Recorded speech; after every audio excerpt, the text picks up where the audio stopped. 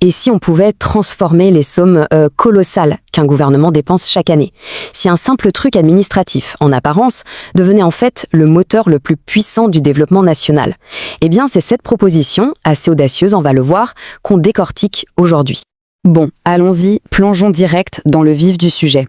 La question est simple, mais elle est fondamentale. Comment un État fait-il pour passer de ses ambitions, de ses plans sur le papier, à des écoles, des routes, des hôpitaux bien réels? C'est quoi, au juste, le mécanisme qui transforme une vision politique en quelque chose de concret?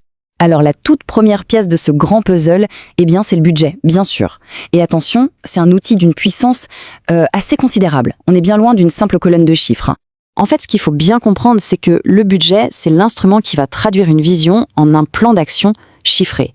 C'est un peu le plan directeur, si on veut. Celui qui va allouer l'argent là où il faut, pour les investissements, pour le fonctionnement, bref, pour que les objectifs deviennent une réalité.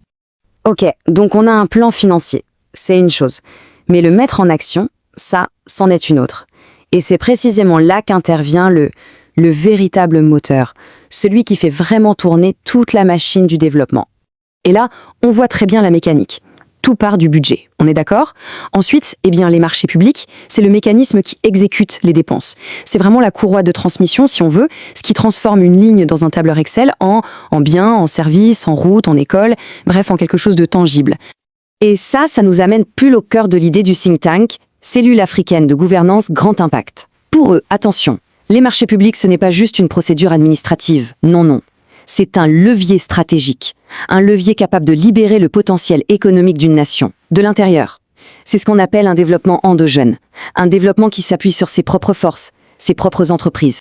Bon, on a un outil qui a l'air super puissant. Mais alors, la question se pose. Pourquoi est-ce qu'il ne fonctionne pas toujours à plein régime? Qu'est-ce qui coince? C'est le moment de se pencher sur le système actuel.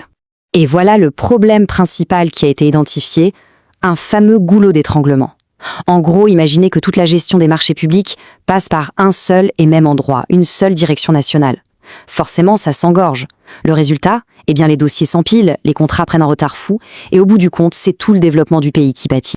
Alors, face à ce constat, une solution en 2 temps est sur la table. Le premier pilier, c'est une refonte des lois, une refonte légale, pour mettre en place ce qu'on appelle une véritable priorité nationale.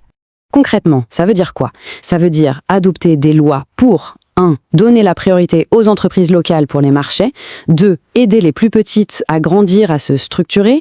Et 3. Faire des plus grosses boîtes de véritables champions nationaux. Et ce n'est pas tout. L'idée, c'est même de réserver certains secteurs économiques entiers aux acteurs du pays. Ça créerait une vraie cascade d'opportunités pour booster l'économie locale.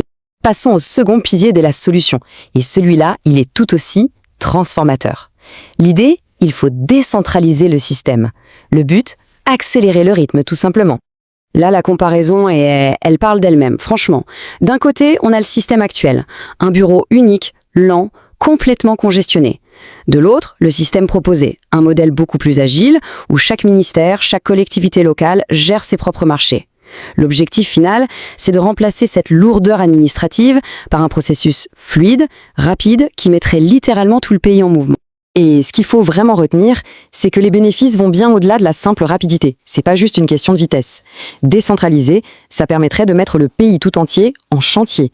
Ça responsabiliserait les acteurs sur le terrain, ça dynamiserait les économies locales parce que l'argent circulerait mieux, et enfin, ça renforcerait le pouvoir et l'autonomie financière de chaque ministère, de chaque collectivité.